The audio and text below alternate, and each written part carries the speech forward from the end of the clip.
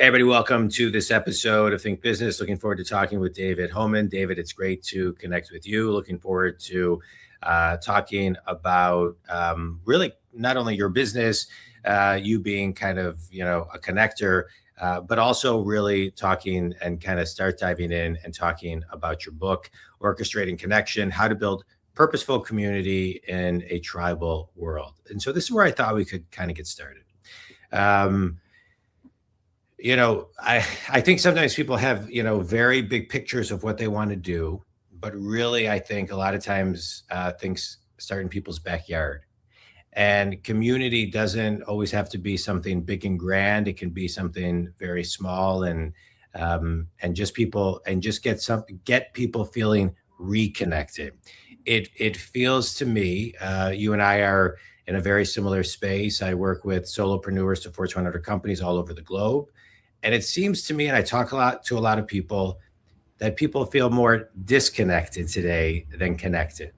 And so I was really intrigued about your book and having you on, because connecting isn't always easy for people. And so you need somebody to or a guide to help figure out how to orchestrate connection and what that first step is. I talk a lot about a lot of times people don't know what step one is. They know what step three is, but they don't know how to reverse engineer intuitively always, for a multitude of reasons, on what that step one is. And so a guide to rewind and work backwards and reverse engineer is really, really important.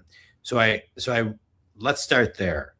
Orchestrating Connection, share with the Think community where the name came from and the urgency of this in today's world.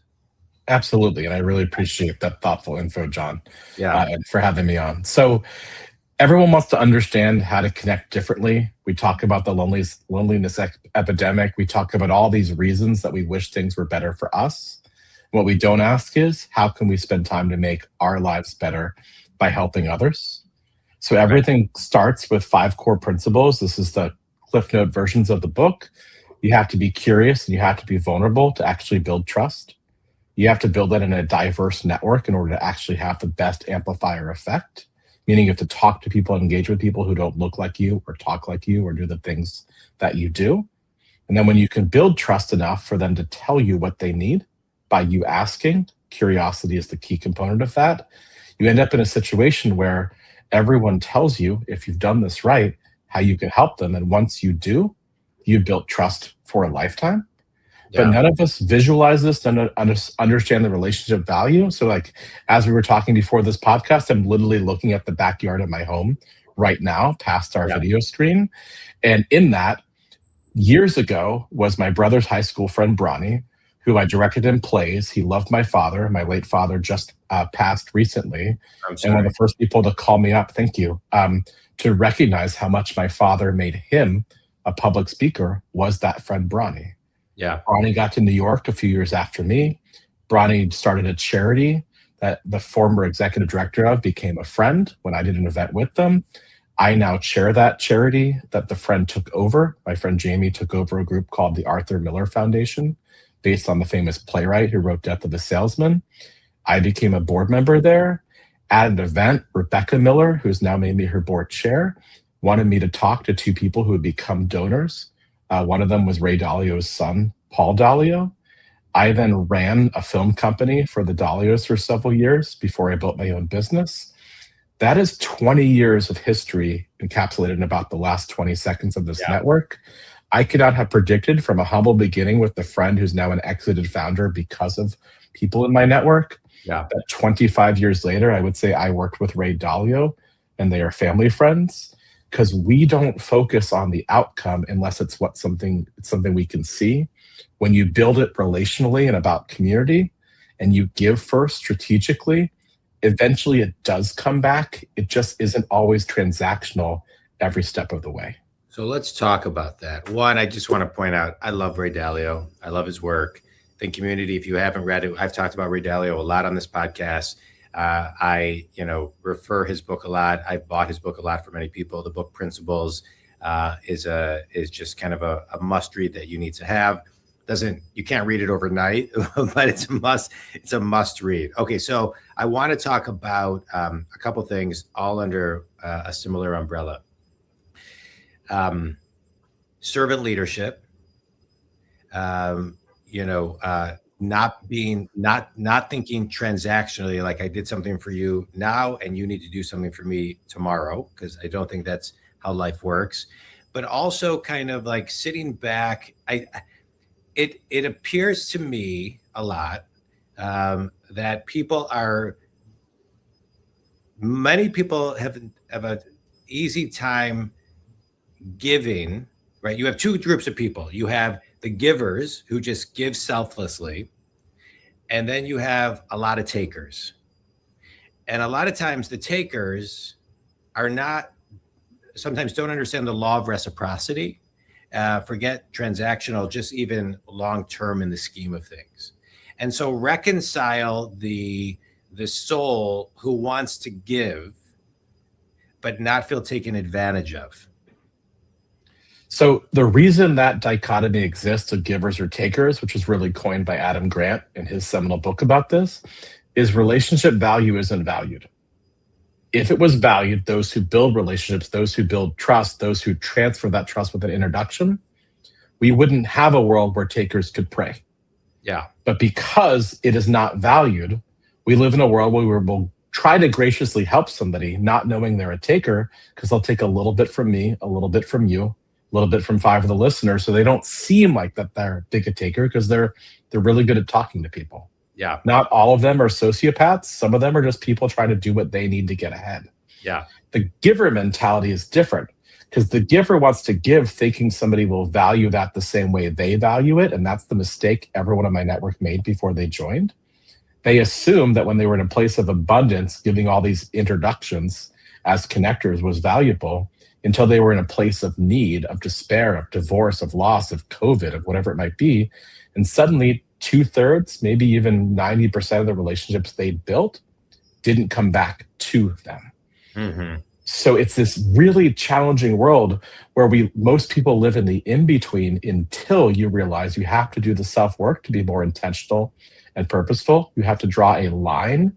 When you draw that line in the sand in the right way, then people can't cross it who are going to take advantage of you or take advantage of others you know, because you have to put trust at the core of every new interaction in order to solve this. So what is that line? What is that line? How do you draw that line? I think that's a very, very hard line. It's very hard. It's very easy. Do you do what you say you're going to do? If you look at the people in your life who actually do what they say they're going to do, it's going to be a small few. Yeah. If you then take those who say they're going to do, or you are doing a great service to them, and you ask them to honor the introduction or the effort that you made, you can filter out pretty quickly for the second time somebody asks whether they're an honorable doer or they're not. And if you base life just on those two premises, you filter out everyone. My term for that, my code, when I built my network 11 years ago, the network is called Orchestrated Connecting, similar to now the now USA Today best-selling book. The rule was, are you somebody I would leave my... I love that slide and plug. All right, go ahead. Thank you. So, you got to get good at it, because no one actually buys books. They just are glad they've heard about an author. I'm a business coach. You always look for the windows, and I always tell people, find the window where it doesn't feel like you're kind of selling. So that was great. That was great. I just wanted to point it out. Like when you book a Zoom call with me, if I'm a minute later, Zoom takes a minute, you watch me play classical piano. I built a business called Orchestrated Connecting. I have over 200 works you can buy or consume in the world, and still nobody downloads or streams my music, because we like to know somebody's done something. We don't like to actually consume it. Because I get the data. How many people download an MP3, buy my album, stream it on Spotify? I've been doing this since I was 12. Yeah. But I'll download it. I love I listen to classical music all morning while I work. Well, there you go. I'll help you be as productive as my younger brother, who's actually lead writer for Star Wars video games. Oh, wow. And what he does when he writes often is he plays my music in the background. Yeah, I listen to classical music every day. Well, there we go. This will be a new way as we build our friendship. So let me get to that point, right? 11 years ago, the first 40 people I invited into an event, I've now done hundreds of events. My network has gone from that 40 to 2,600 active givers in my network. Yeah. The rule was, I had one kid at the time. Would I leave my kid with you? Now I have several, so it's plural. Yeah. And you cannot be introduced into my network unless you're somebody that person would leave my children with. Yeah. It fits that code of would they be an honorable giver? Because if they're not, don't take my kids out for ice cream. Yeah, I really like that a lot. I'm actually I'm gonna steal that from you because I like it. And I'm not saying this to impress you or the listener, just to impress upon because we're talking about this. I am a giver and I help a lot of people, and I will have people that are texting me or calling me and need me, not my clients, just like, just outside of that. And I'll make time for them. And it amazes me, David, how many of those people, oh, thank you so much. Thank you so much. I don't even get a text, thank you. And so that is kind of like a test for me of what I will give to them in the future. Because I think that says a lot about somebody's character if they can't even appropriately say thank you. It's free. I don't expect anything, but it's just really interesting. So can I just add to that, right? Because yeah. If you ask somebody to honor it instead of say thank you, in every culture, there's honor or dishonor. There's nothing in between. So what does that sound like? I say, John, I'm going to connect you with two people I think would be great on your podcast. Would you honor me with letting me know if they're good contacts and if they join your podcast? Yeah. Yeah. And then you're going to, do I want to be dishonorable or do I want to be honorable? It's a pretty fine line. Yeah. It's a white line in between. Yeah. The other thing is, that's a great line, by the way. That's a great line. That helped me a lot. So study it, because you have to be so measured in how you ask for the value back, or people won't value it. Correct. And I like that because it kind of intrinsically puts it on them into their character. Like you have to intrinsically connect to that. So here's the second part, because what happens when that person doesn't thank you is their reputation goes down for you, but no one else. Yeah. So I put people on notice by saying, like, John, thank you so much for this introduction. My friend Miles heard so much about what you do and wanted to connect with you. And then I put you both on notice that now that I've been in between it, if something happens between you, you need to honor. Yeah. Your reputation will go down with me by not being grateful. And all I'm asking is gratitude, not a cut. Correct. Right. Me too. And so this is the psychology of people comes down to, if we're walking on a street not in our neighborhood and we miss something in the trash can, we won't pick it up. If it's in our neighborhood and somebody we know could see us litter, we'll pick it up.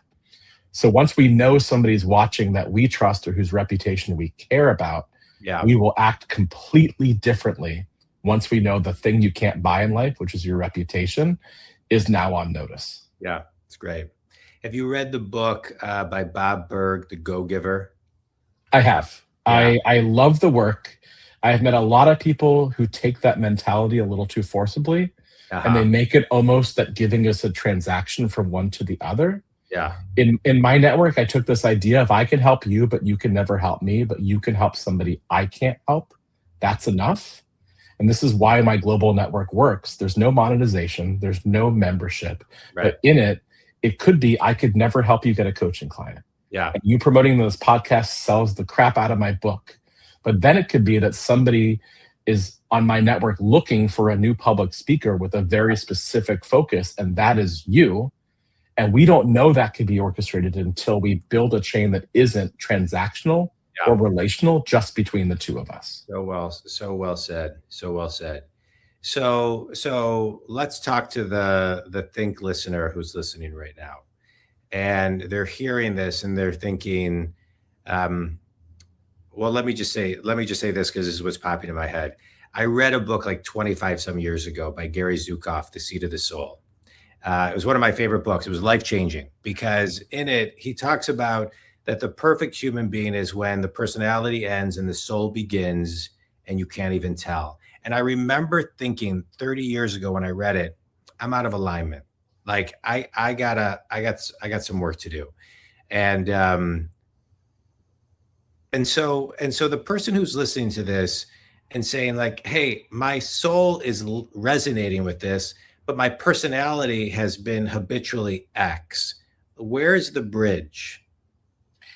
So that turn the other cheek mentality, you Yeah. can also turn into a giver mentality, right? So for that person whose personality or actions have not yet been what we would love to be, that transcendent Maslow's hierarchy of somebody who's really a giver, Yeah. when was the last time, for any of us listening, that you were thanked for something you helped somebody with?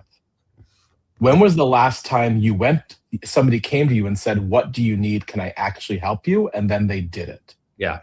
What was the last time you met somebody somewhere and they were more curious to you than you were curious to them?